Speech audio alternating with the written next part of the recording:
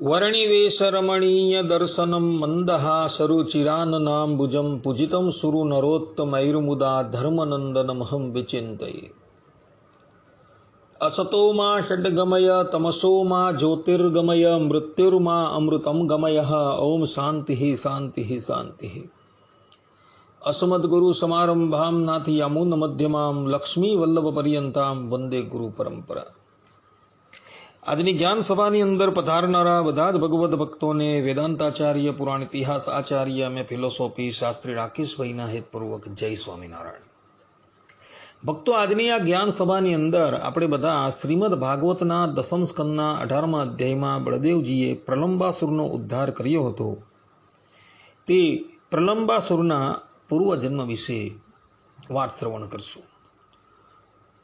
તો શ્રીમદ ભાગવત અને ગર્ગ સંહિતાના માધ્યમથી આપણે બધા આ પ્રલંબાસુરના ઉદ્ધારની વાત જે છે એ શ્રવણ કરીએ। સુખદેવજી મહારાજ કહે છે કે હે પરીક્ષિત, એક દિવસ બળદેવજી અને ભગવાન શ્રી કૃષ્ણ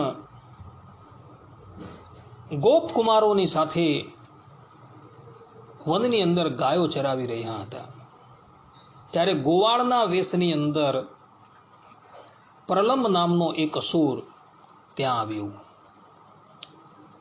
આ અસુરને પણ મામા કંસે પોતાના બંને ભાણિયાઓ માટે અર્થાત કે પોતાના દોહિત્રો માટે એણે મોકલેલો હતો। આ અસુરના મનની અંદર એવી ઈચ્છા હતી કે હું બલરામ અને શ્રી કૃષ્ણને ઉપાડીને અહીંથી લઈ જાઉં। ભક્તો, આ અસુર જે છે એ ભગવાનને ઉપાડવાની વાત કરે છે, જેના રોમે રોમની અંદર અનંત કોટી બ્રહ્માંડો જે છે એ પરમાણુની જેમ ઉડતા ફરે છે, એ પરમાત્માને એ ઉચકવાની વાત કરે છે।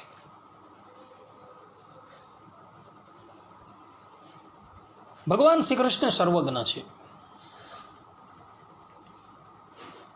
તેઓ આ ગોવાળ વેશની અંદર આવેલા પ્રલંબાસુરને જોઈને ઓળખી જાય છે, કારણ કે ભગવાન શ્રી કૃષ્ણ તો એના હૃદયની અંદર પણ રહ્યા છે। હૃદય જીવ જીવ અંતર્યામિતયા સ્થિત જ્ઞેય ઈશૌ સર્વ કર્મ ફલપ્રદ, ભગવાન સ્વામિનારાયણ કહે છે। અને 108મા શ્લોકની અંદર કે શ્રી કૃષ્ણ પરમ બ્રહ્મ ભગવાન પુરુષોત્તમ ઉપાસ્ય ઇષ્ટદેવો નઃ સર્વ આવિર્ભાવ કારણ।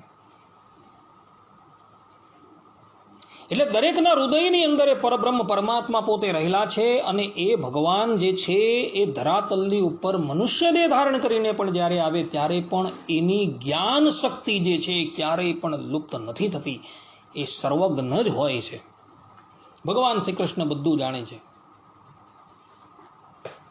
ભગવાન શ્રી કૃષ્ણ એને ઓળખી ગયા છે।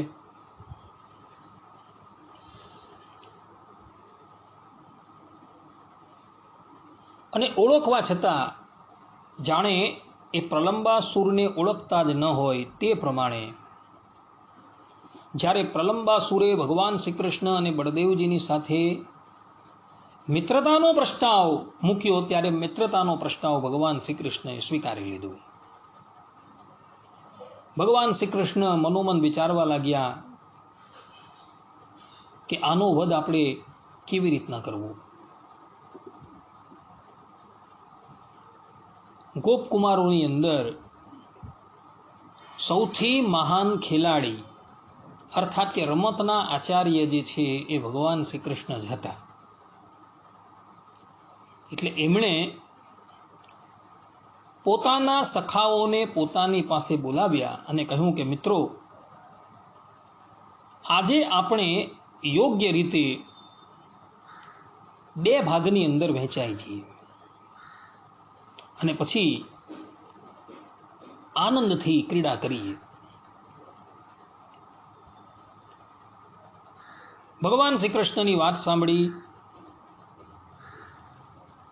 ગોપ બાળકોએ કહ્યું ભલે। અને જેટલા ગોપ બાળકો હતા એ બે દળની અંદર વેચાઈ ગયા. એક દળના મુખ્ય હતા ભગવાન શ્રી કૃષ્ણ અને બીજા દળના મુખ્ય હતા બળદેવજી. અને આ પ્રમાણે બે દળની અંદર એ લોકો વહેંચાઈને વિવિધ પ્રકારની રમત જે છે એ રમવા લાગ્યા.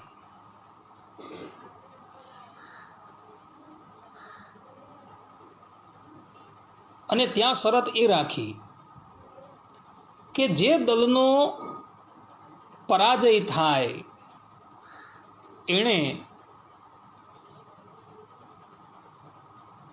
જીતેલા વ્યક્તિને પોતાના ખભાની ઉપર ઉચકી એક નિશ્ચિત સ્થાનની ઉપર લઈ જવું. આ પ્રમાણે એકબીજાની પીઠ પર ચડતા અને ચડાવતા બંને દળના સભ્યો હતા એ રમત કરવા લાગ્યા. સુખદેવજી મહારાજ કહે છે કે હે પરીક્ષિત, એકવાર બળદેવજીના દળના શ્રીદામા, વૃષભ વગેરે ગ્વાલ બાળકો જે છે એ રમતમાં જીતી ગયા. ત્યારે સામા દળના શ્રી કૃષ્ણ વગેરે તેમને પીઠ પર બેસાડી નિશ્ચિત સ્થાન સુધી લઈ આવ્યા. હારી ગયેલા શ્રી કૃષ્ણએ શ્રીદામાને પોતાની પીઠ ઉપર ચડાવ્યો. ભદ્રસેન નામના એક ગુવાળે વૃષભને અને પ્રલંબાસુરે બળદેવજીને પોતાના ખભાની ઉપર ચડાવી દીધા. આ ગોપ બનેલો પ્રલંબાસુર જે છે એ ભગવાન શ્રી કૃષ્ણના દલની અંદર હતો ને એનું દલ હારી ગયું. એટલે બળદેવજીના દળના જે લોકો હતા એને ખભા પર ચડાવીને એને નિશ્ચિત સ્થાન ઉપર લઈ જવાના હતા. દાનવ શ્રેષ્ઠ પ્રલંબે જોયું કે શ્રી કૃષ્ણ તો મહાબળવાન છે, એમને તો હું હરાવી શકીશ જ નહીં. એટલે એ બળદેવજીના દળની અંદર જાણી જોઈને રહેતો નથી અને શ્રી કૃષ્ણ ભગવાનના દળની અંદર આવીને એ રહે છે. આ તરફ પ્રલંબાસુર બળદેવજીને ખભા પર ચડાવી વેગપૂર્વક દોડવા લાગ્યો. બળદેવજી આમ તો મોટા ભારે પર્વત જેવું વજન ધરાવતા હતા. તેમને લઈને પ્રલંબાસુર દૂર સુધી તો જઈ ન શક્યો, થાકી ગયો અને ધીમો પડી ગયો. એટલે એણે પોતાનું જે મૂળ સ્વરૂપ હતું એ ધારણ કરી લીધું.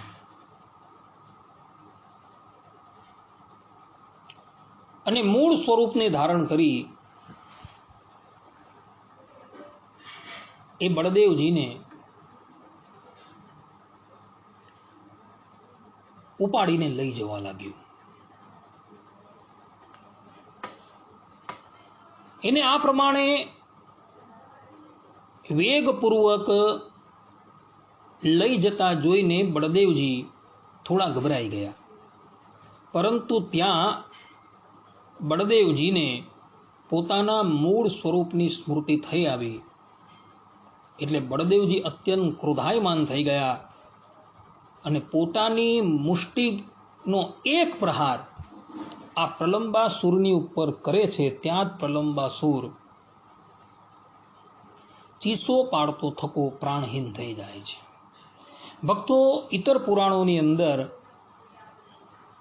એવી પણ કથા આવે છે કે બળદેવજી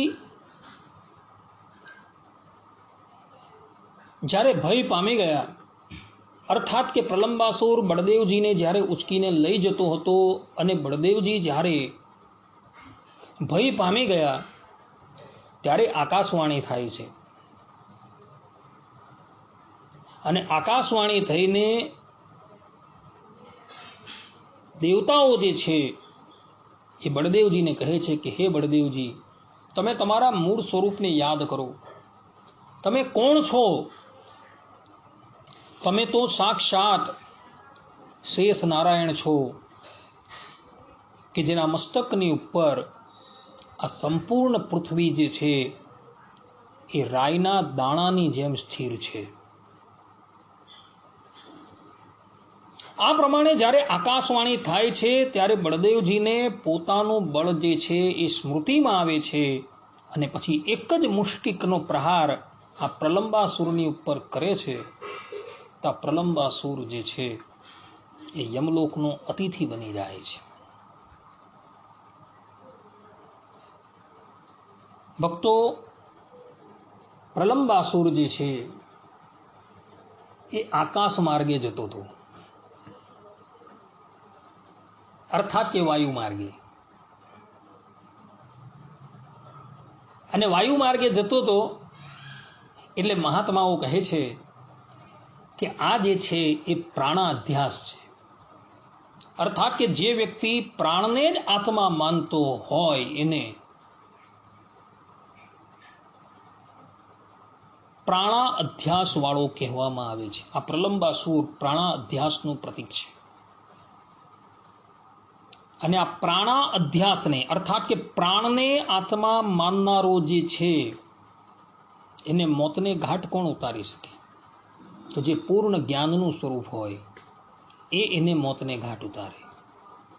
બળદેવજી એ જ્ઞાનનું સ્વરૂપ છે. જીવાત્માની અંદર જ્ઞાન તો રહેલું જ છે, પરંતુ અવિદ્યાનો તેરો અર્થાત કે પરડો જે છે એ એના પર એવી રીતના આવૃત થઈ ગયો છે કે એનું જે જ્ઞાન જે છે એ તિરોહિત થઈ ગયું છે. કોઈ પણ જીવાત્મા અજ્ઞાની નથી, બધા જ જ્ઞાની છે. આપણે બધા સત્સંગ કરવા માટે આવીએ છીએ, શેને માટે આવીએ છીએ? શું જ્ઞાન લેવા માટે આવીએ છીએ? ના, જ્ઞાન લેવા માટે નથી આવતા. અનાદિકાળથી આપણા જીવાત્માની ઉપર જે અજ્ઞાનનું આવરણ જે છે એ આવૃત થઈ ગયું છે. એ અજ્ઞાનનું આવરણ ભેદવા માટે આપણે સત્સંગની અંદર આવીએ છીએ, બીજા માટે નથી આવતા. કારણ કે જીવાત્મા જે છે પોતે જ્ઞાન સ્વરૂપ છે, અને જ્ઞાન સ્વરૂપ હોવાથી એ પણ મહાત્માઓની જેમ પૂર્ણ જ્ઞાની છે, પરંતુ અવિદ્યાને લઈને એ પોતાને દેહરૂપ માને છે, ઇન્દ્રિય રૂપ માને છે અને પ્રાણ રૂપ માને છે. જ્યારે સદગુરુની કૃપાથી એ જીવાત્માને પોતાનું વાસ્તવિક સ્વરૂપ સમજાય છે ત્યારે એ પણ બળદેવજીની જેમ મુષ્ટિનો પ્રહાર કરી એ પ્રાણા અધ્યાસ રૂપ પ્રલંબાસુરનો વધ કરી દે છે. જ્યાં લગીન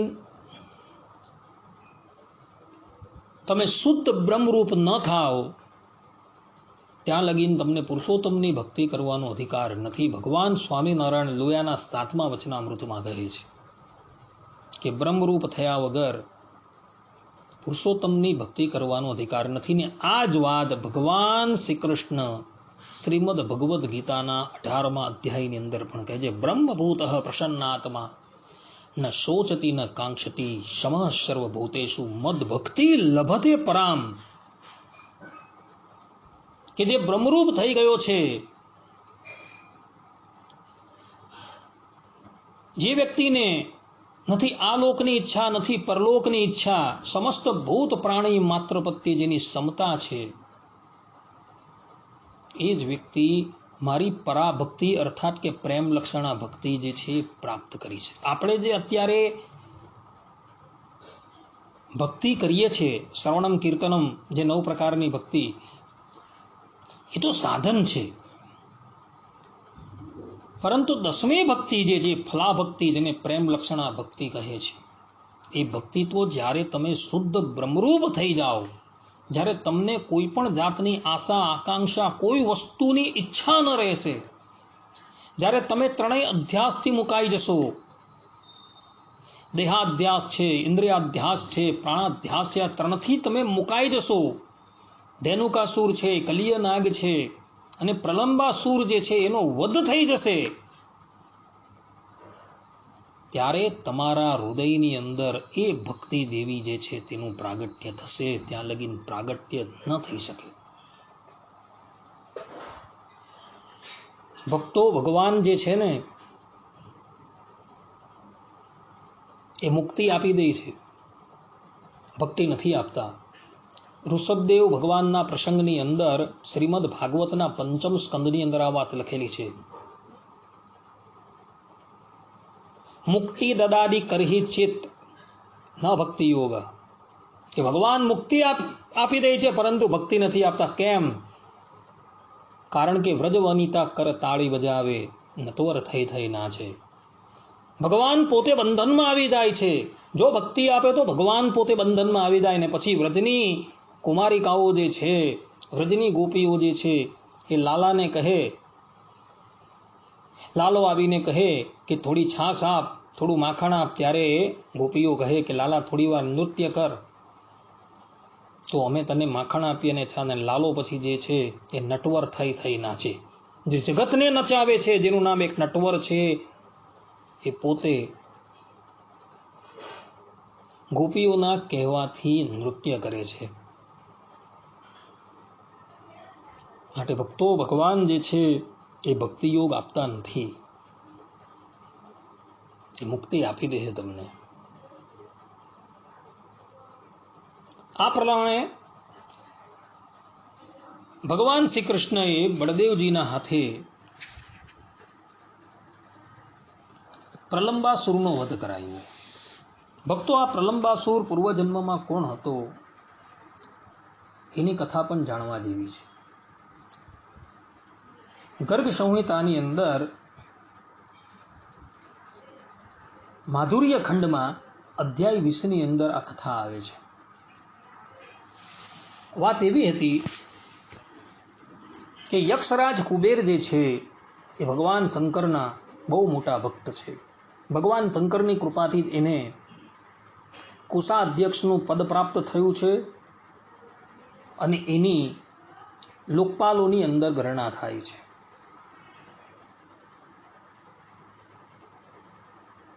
કુબેરજીએ પોતાની નગરીની પાસે એક ફૂલવાડી બનાવેલી હતી અને એ ફૂલવાડીની અંદર ઘણા બધા પુષ્પો એણે ભગવાન શંકરની સેવા માટે રોપેલા હતા અને ત્યાં એણે પોતાના સેવક જે યક્ષ છે એ લોકોને એની રખવાડીનું કાર્ય સોંપેલું હતું કે આની અંદરથી કોઈ પણ વ્યક્તિ પુષ્પની ચોરી ન કરે. છતાં પણ કેટલાક લોકો કુબેરજીના સેવકોની નજર ચૂકાવીને એ ફૂલવાડીમાંથી પુષ્પોને ચોરી જતા હતા. એટલે એક દિવસ કુબેરજી અત્યંત કુપિત થઈ ગયા અને એવો શાપ આપતા બોલ્યા કે હવે પછી જે પણ કોઈક વ્યક્તિ આ ફૂલવાડીમાંથી પુષ્પોની ચોરી કરશે ને એ અસુર થઈ જશે. આ પ્રમાણેનો શાપ એમણે આપ્યો. ભલે એ પછી મનુષ્ય હોય, ગંધર્વો હોય, યક્ષ હોય કે દેવતા હોય, કોઈ પણ વ્યક્તિ હવે પછી આ ફૂલવાડીમાંથી ફૂલને ચોરશે તો એ અસુર થઈ જશે. આ પ્રમાણેનો એમણે શાપ આપેલો હતો. એક દિવસની વાત છે, હુહુ નામનો જે ગંધર્વ છે એનો દીકરો વિજય, જે ભગવાન વિષ્ણુનો એકાંતિક ભક્ત હતો, જે પૂતલ્લી ઉપર તીર્થયાત્રા કરવા માટે આવેલો હતો અને વિભિન્ન પ્રકારના તીર્થોની અંદર ભ્રમણ કરીને એ કુબેરની અલકાપુરી જે છે એ અલકાપુરીની પાસે આવેલી આ ફૂલવાડીમાં આવ્યો. આ ફૂલવાડીનું નામ છે ચૈત્ર રથ. એના એક હાથની અંદર વીણા છે અને વીણાને વગાડતો અને ભગવાનના ગુણગાન ગાતો થકો એ આ ફૂલવાડીની અંદર આવે છે. એણે જોયું કે ફૂલવાડીની અંદર બહુ સરસ મજાના પુષ્પો જે છે એ ઉગેલા છે અને આ પુષ્પો જે છે ભગવાન વિષ્ણુની પૂજાની અંદર કામ આવે એવા છે. એને ખબર નથી કે કુબેરજીએ અહીં શાપ આપેલો છે.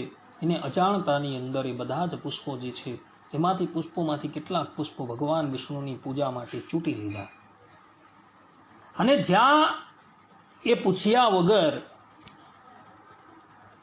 આ પુષ્પોને ચૂંટે છે ત્યાં જ એના સ્વરૂપની અંદર પરિવર્તન આવી જાય છે અને એ અસુર થઈ જાય છે. ત્યારબાદ કુબેરના સેવકો દ્વારા એને બધી વાતની ખબર પડે છે. એટલે એ મહારાજા કુબેરની પાસે જાય છે અને પોતાનું સમસ્ત વૃત્તાંત જે છે એને સંભળાવે છે. કુબેરજી પણ વિચાર કરવા લાગ્યા કે આખું ભગવાનનો ભક્ત છે અને ભગવાન વિષ્ણુની સેવા માટે એ પુષ્પો લેતો હતો, પરંતુ મારો શાપ જે છે એ તો અમોઘ છે. હવે શું કરવું? વિજય નામનો ગંધર્વ કુબેરજીને કહે છે, દેવ, મારા આ શાપને તમે અનુગ્રહની અંદર પરિવર્તિત કરો. કુબેરજી પણ ભગવાનના બહુ મોટા ભક્ત છે. એ કહે છે કે બેટા, તું પણ ભગવાન વિષ્ણુનો એકાંતિક ભક્ત છે, માટે હવે આ બાબતની અંદર તું શોક ન કર. મારો શાપ તો મિથ્યા ન જશે, પરંતુ હું તારા પર અનુગ્રહ કરું છું.